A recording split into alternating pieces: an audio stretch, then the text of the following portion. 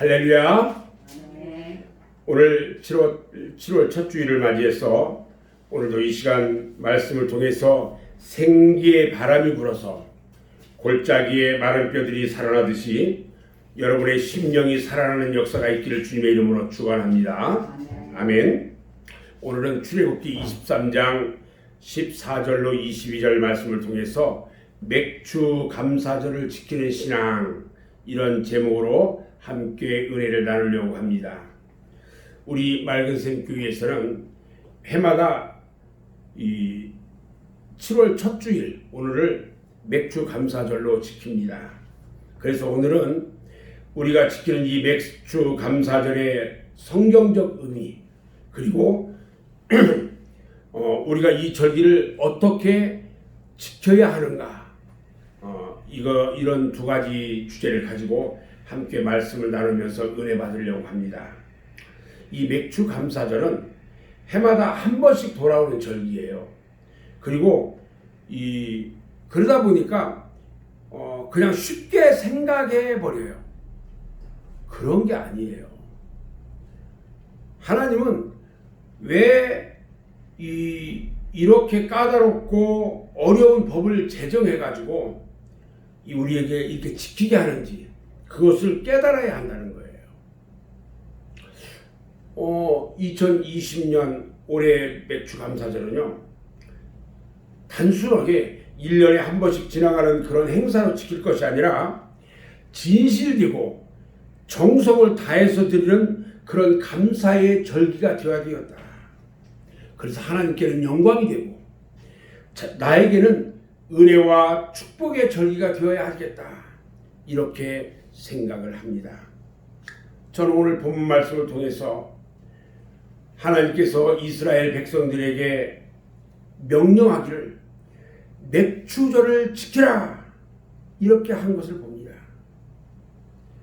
이 맥주절의 의미를 우리는 바로 깨달아야 돼요. 그리고 하나님이 기뻐하시는 감사절이 되도록 지켜져야 한다는 거예요. 하나님께서는요, 이스라엘 백성들에게 1년에 3대 절기를 꼭 지켜라 하고 명령했어요. 그 3대 절기가 뭐냐면, 첫 번째가 유월절, 따라서 해봐요. 유월절. 두 번째가 맥주절. 세 번째가 수장절. 이 세 가지를 꼭 지키라고 했어요. 유월절은요, 이 정월 15일부터 7일 동안 지키는 절기예요. 애굽에서 이스라엘 백성들이 구출되고 탈출하게 된 것을 감사해서 지키는 날인데, 구원에 대한 그 어떤 감사의 날이에요. 이스라엘 백성들이 애굽에서 나와가지고 구원을 받은 그런 날을 지키는 거예요. 이 절기는요, 일주일 동안 그들이 지켜요.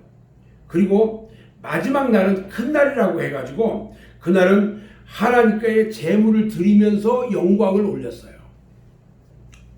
그러니까 오늘날 우리가 지키는 이 맥주 감사절의 이 절기도요, 오늘부터 시작이 돼서 일주일 동안 지키고 일주일이 지나면 다음 주일날 끝나는 거예요. 오늘부터 일주일 동안 맥주절로 지키는 거예요. 맥주절은 우리가 상반기 동안 우리 하나님이 우리를 지켜주신 거, 그리고 우리에게 일용할 양식을 주신 거, 이런 것들을 감사하면서 지키는 거예요. 우리나라 이 명절 중에 추석 같은 걸, 추석 명절을 지킬 때는 처음 나온 그 곡식으로 떡도 해먹고 해서 감사하면서 지킨 것처럼, 우리도 이 맥주절은 처음 보리나 밀이 우리가 추수해가지고 그 추수한 것을 가지고 하나님 앞에 올려 드리는 거예요. 무슨 말이 이해가 됐죠?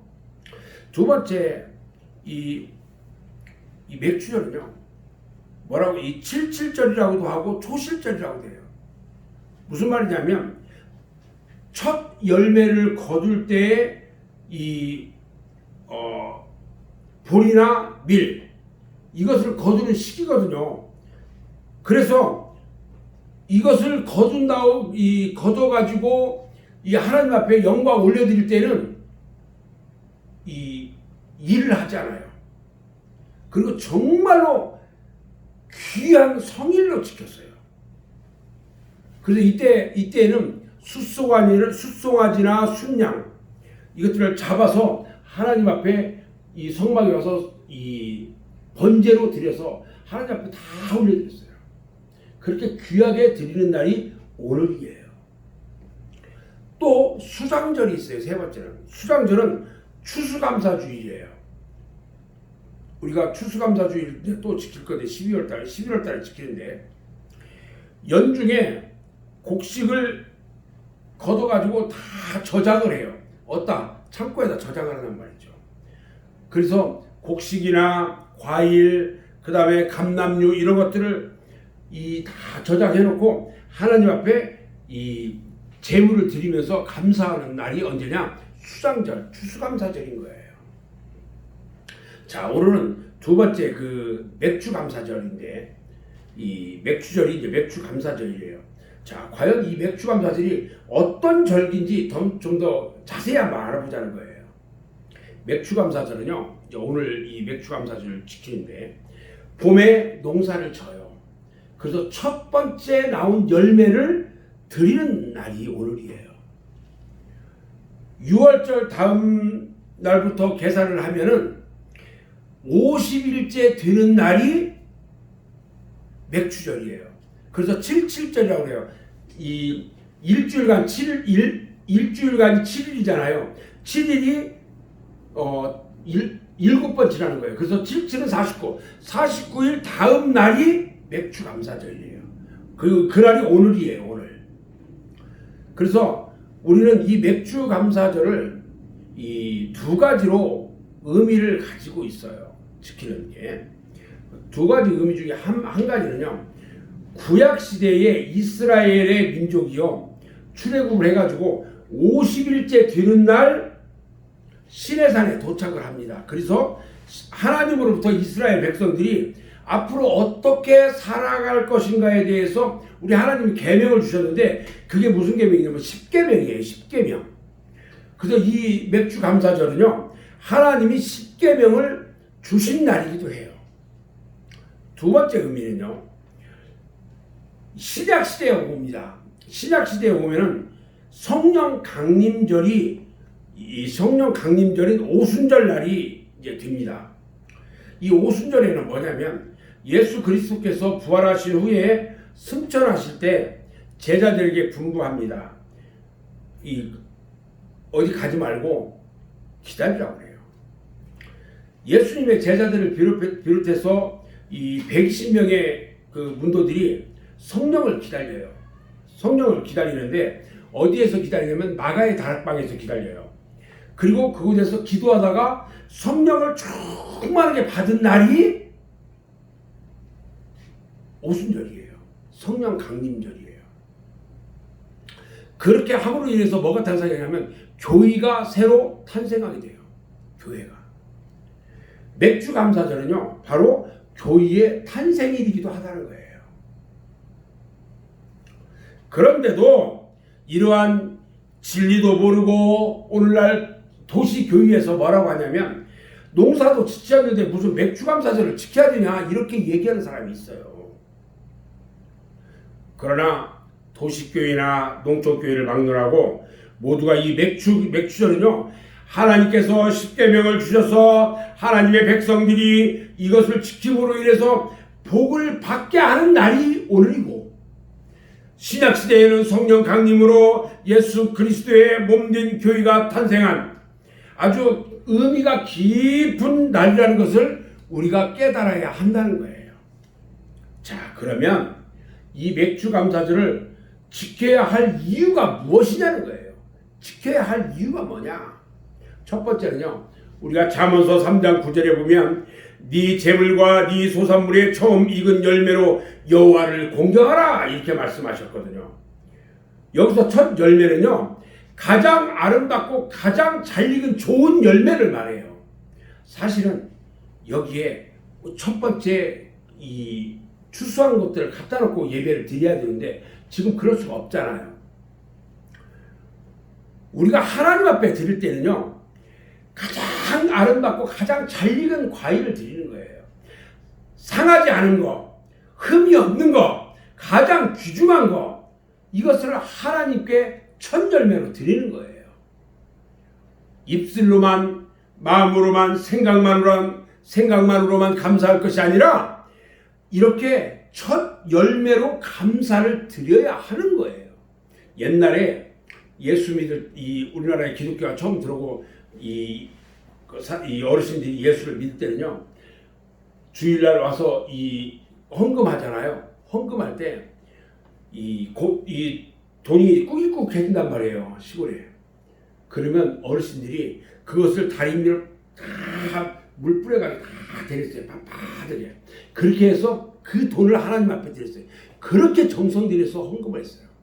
지금 사람들은 꾹꾹 있는 거 주머니 꺼내가지고 봉투에 넣어서 보드 남들이 안 보니까 그냥 후딱 이렇게. 전혀 달라요. 정성을 들였단 말이죠. 자, 우리가 이런 맥주감사절을 지켜야 할 두 번째 이유는 우리는 세상의 모든 것을 다스리는 청직이라는 거예요. 하나님은 만물의 주인이시고 우리는 세상의 모든 것을 관리하는 청직이에요. 맥주감사절을 지키는 것은요, 농사뿐만 아니라 하나님 우리에게 맡겨주신 가정이나 건강이나 사업이나 직장에서 청지기로서 잘 관리하고 맡은 책임을 잘 감당해서 이것이 잘 되고 있는지 점검해보는 것이라는 것을 우리는 알아야 된다는 거예요. 세 번째 이유는요, 맥주감사절에는 회개와 감사가 있어야 돼요.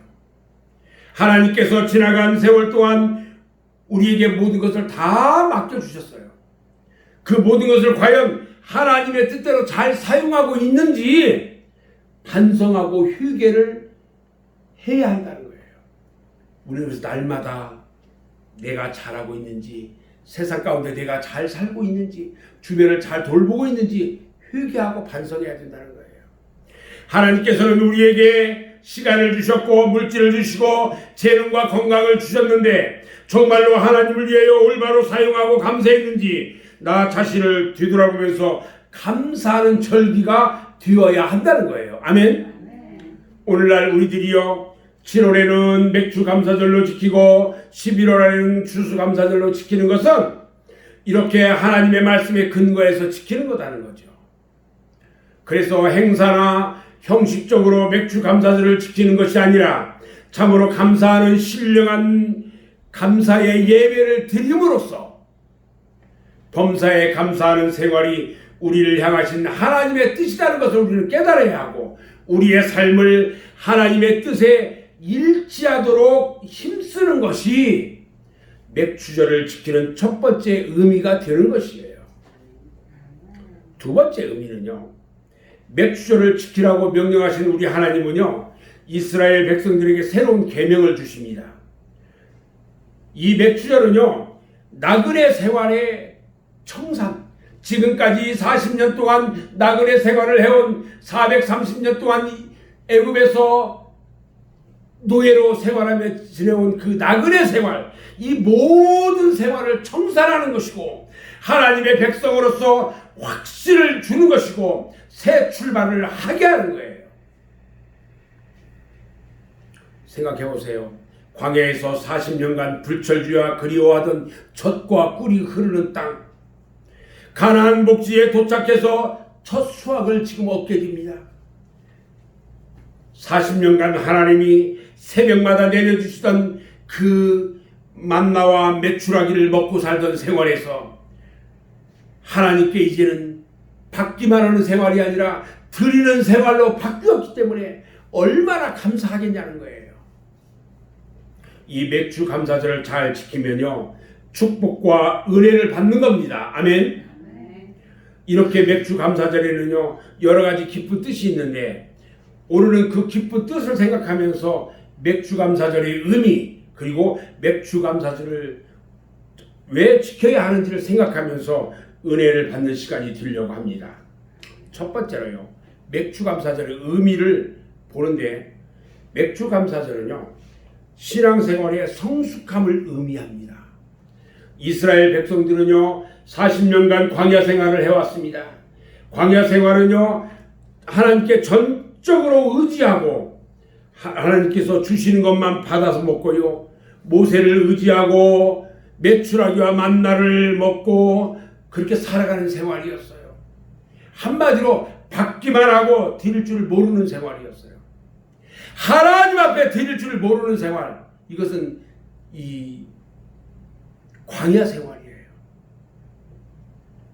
씨를 뿌리지 않고 거두기만 하는 생활이에요. 드리지 아니하고 수고도 아니하는 미숙한 생활이에요. 마치 어린아이들이 부모나 어른들이 해주는 것만 의지하고 살아가는 것과 같다는 거예요. 이것은 마치 오늘날 성도들이 하나님으로부터 구원받고 죄사함받고 은혜받고 축복받고 살면서도 하나님께 감사할 줄을 모르고 봉사나 헌신, 충성할 줄 모르는 그런 사람과 똑같다는 거예요. 그런데 이와 같이 광야 생활을 하던 이스라엘 백성들이 요단강을 건너서 가나안 땅에 들어와서 만나가 끊어졌고 메추라기도 내리지 않아요. 그래서 그들은 이제 열심히 농사를 지어야 됐고 가축을 기르고 땀 흘려 일하고 수고하고 하나님께 이제 드릴 줄 아는 신앙으로 성숙해졌어요. 이스라엘 백성들은 지금까지 하나님께 받아만 먹고 감사할 줄도 모르는 덜 익은 신앙이었는데, 맥주절을 통해서 노력하고 거두고 거둔 것을 하나님께 감사할 줄 아는 신앙으로 완전히 바뀌는 성숙한 신앙으로 바뀌어진 것입니다. 두 번째요, 맥주 감사절은요 신앙의 자급자족을 의미합니다. 신앙생활의 자급자족이란 한마디로 말하면 얻어먹지 않는 것을 말합니다. 맥주감사절은요 우리가 땀 흘려 수고하고 얻은 것을 하나님께 감사하는 아주 소중한 사건이에요.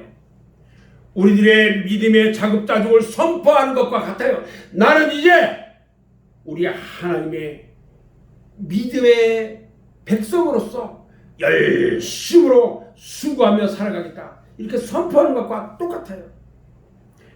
다시 말하면 맥주감사절은요 의지하는 마음을 버리고 스스로 일어서서 기도하는 거고 봉사하는 거고 헌신하는 거예요. 이제 우리는요 광야 생활처럼 남에게 의지하며 살던 생활이 자급자족의 생활로 변화되어야 합니다. 아멘. 하나님께 달라고 조르기만 하던 그런 믿음에서 이제 하나님께 드리고 감사하는 믿음으로 바뀌어져야 돼요. 남의 대접을 받고자 하는 그런 믿음에서 이제 대접을 하는 신앙의 믿음으로 바뀌어져야 되는 거예요. 아멘. 세 번째는요, 맥주감사절은 하나님 말씀에 순종하는지 시험하는 시금석이라고 했어요. 시금석이라는 건 뭐냐면 진짜인지 가짜인지를 구별해내는 것을 시금석이라고 해요. 하나님은 광야에서요 이스라엘 백성들에게 율법을 줬어요. 하나님의 말씀과 계명은요 듣기만 하라고 주신 것이 아니라 듣고 행하라고 주신 거예요. 신명기 28장 1절 말씀을 보면요, 내가 네 하나님 여호와의 말씀을 정중하면 이 모든 복이 네게 임하며 네게 이르리니 성읍에서도 복을 받고 들에서도 복을 받을 것이며 네 하나님 여호와께서 너를 세계 모든 민족 위에 뛰어나게 하실 것이라, 이렇게 말씀합니다. 그러므로 우리에게 맥주절을 지키라고 한 것은요 하나님의 말씀을 지키는지 안 지키는지, 순종하는지 불순종하는지 시험하신 하나님의 시금석인 것입니다. 하나님은요 창세기 22장 2절에서 아브라함에게 말합니다. 네 아들 네 사랑하는 독자 이삭을 데리고 모리아 산으로 가서 내가 너에게 일러준 한 산 거기서 그를 번제로 드리라, 이렇게 말씀하시면서 하나님을 사랑하는지 안 하는지를 시험하는 것을 볼 수가 있어요. 우리들의 신앙이 성장하면 하나님께서 우리를 시험합니다. 신앙이 어린 사람에게는 우리 하나님께서 시험을 하지 않아요. 왜? 넘어지니까. 그러나 신앙이 점점 크면 클수록, 믿음이 점점 좋으면 좋을수록 시험이 따르고 어떤 시련이나 모험이 따릅니다. 우리 집사님들도 이제 신앙생활한 지 얼마 안 됐잖아요. 그러나 점점 신앙생활을 오래 하다 보면 우리 하나님께서 시험도 하고 시련도 주고 이렇게 합니다. 그렇게 하면 점점점 그것을 이겨내고 믿음이 더 커지게 만든단 말이에요. 시험을 이기면 더 큰 믿음을 우리 하나님께서 주시고요. 신앙과 인격이 놀랄 만큼 성장을 하게 되는 거예요. 우리 맑은샘 교회 성도들은요, 하나님이 주시는 이런 시험에 통과해서 주시는 축복과 은혜를 충만하게 받기를 바랍니다. 네 번째 추수감사절은요, 하나님이 우리를 축복하기 위한 권고입니다. 잠언서 3장 9절로 10절에 보면은 네 재물과 네 소산물이 처음 익은 열매로 여호와를 공경하라. 그리하면 네 창고가 가득히 차고 네 포도주 틀에 새 포도즙이 넘치리라. 이렇게 말씀합니다. 맥주 감사절을 지키는 자에게는요, 주시는 축복에 대해서 성경은 뭐라고 말씀하냐면 창고가 가득히 찬다 말이에요. 여러분들이 오늘 하나님 앞에 맥주 감사 헌금을 올려드렸잖아요. 이것은요, 무슨 말이냐면 하나님 앞에 드리는 축복, 드린 것만큼 축복해 주시는데 여러분들의 창고가 차고 넘치도록 축복해 주시겠다는 거예요. 많이 드리면 더 많이 축복해 주시겠다는 거예요. 제가 지난 주간에 맥주 감사절을 꼭 맥주 감사 헌금을 드리세요 이렇게 말씀했더니 오늘 전부 다 드렸어요. 우리 성도들이 다 드렸어요. 무슨 말이냐면 우리 하나님이 축복해 주시겠다는 거예요. 아멘? 축복해 주시겠다는 거예요. 여러분들이 드린 대로. 무슨 창고가 가득 차느냐? 육신의 창고가 가득히 차요. 물질의 창고가 가득 차요. 여러분들의 심령의 창고가 가득 차고요. 여러분의 하늘나라의 창고가 가득 찬다는 거예요. 아멘? 하나님은요, 드리는 자의 하나님이십니다.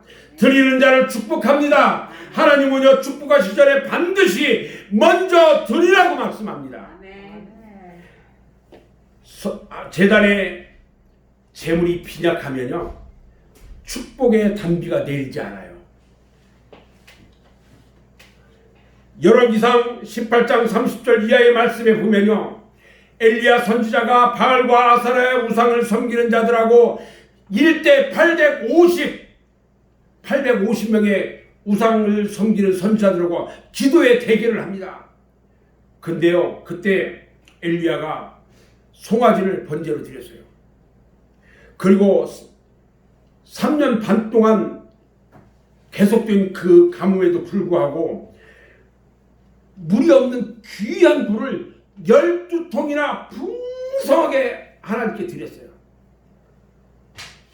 그랬더니요, 하늘에서 불이 막 기도하는 갈매산에 내려요.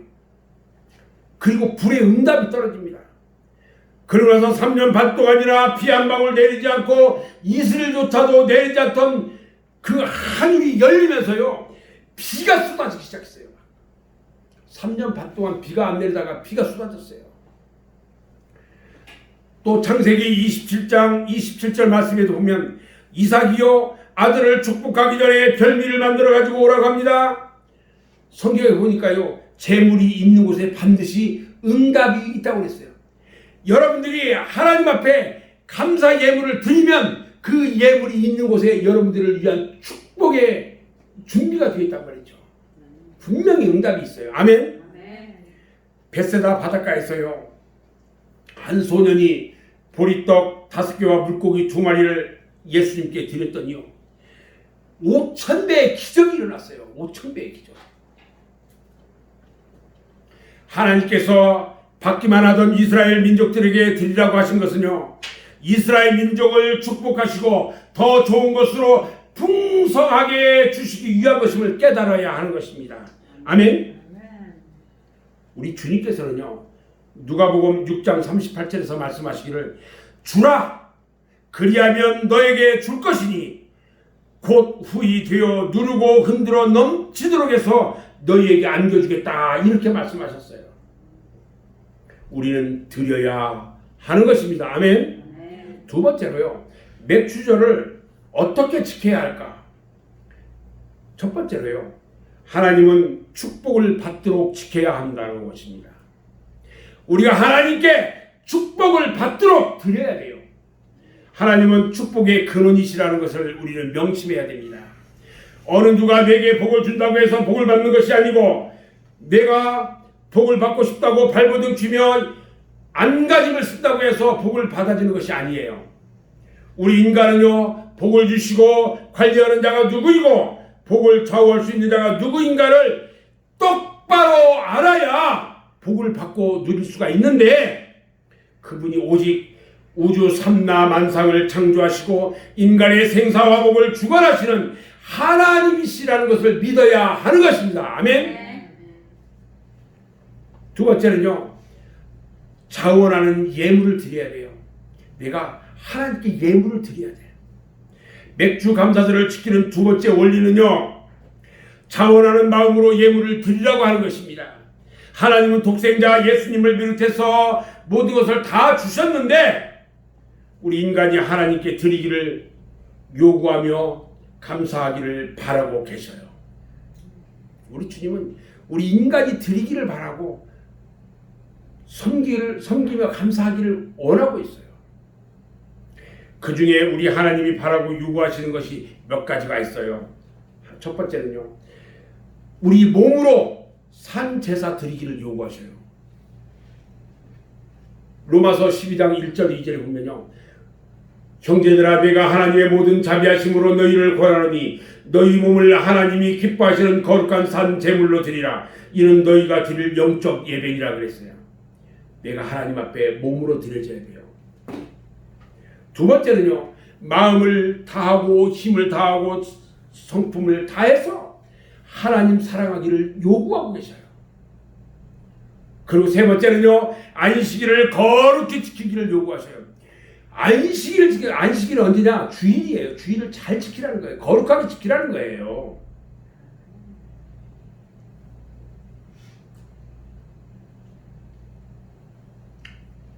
네 번째는요. 소유 중에서 내가 번 거, 내가 받은 것 그런 소유 중에서 소득의 10분의 1을 드리기를 요구하셔요.